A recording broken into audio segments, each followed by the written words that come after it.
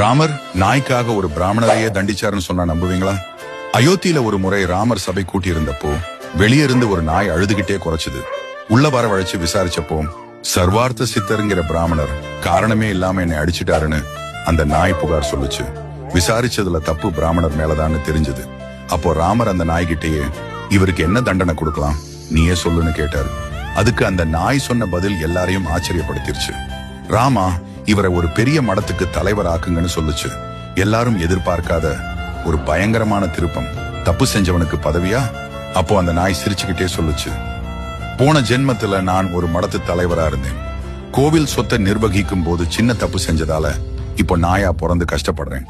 இவரும் அந்த பதவிக்கு போனா கண்டிப்பா தப்பு செய்வாரு. அடுத்த ஜென்மத்துல என்னை விட மோசமா நரகத்தை அனுபவிப்பார்னு சொல்லுச்சு. பதவிங்கிறது அதிகாரம் இல்ல, அது ஒரு நெருப்புங்கிறத ராமர் அப்பவே உணர்த்திட்டாரு. ராமரின் இந்த தீர்ப்பு பிடிச்சிருந்தா மறக்காம ஜெய் ஸ்ரீராம்னு கமெண்ட் பண்ணுங்க. இது போன்ற சுவாரஸ்யமான கதைகளுக்கு மறக்காம மரண் மித்ஸ் சப்ஸ்கிரைப் பண்ணுங்க.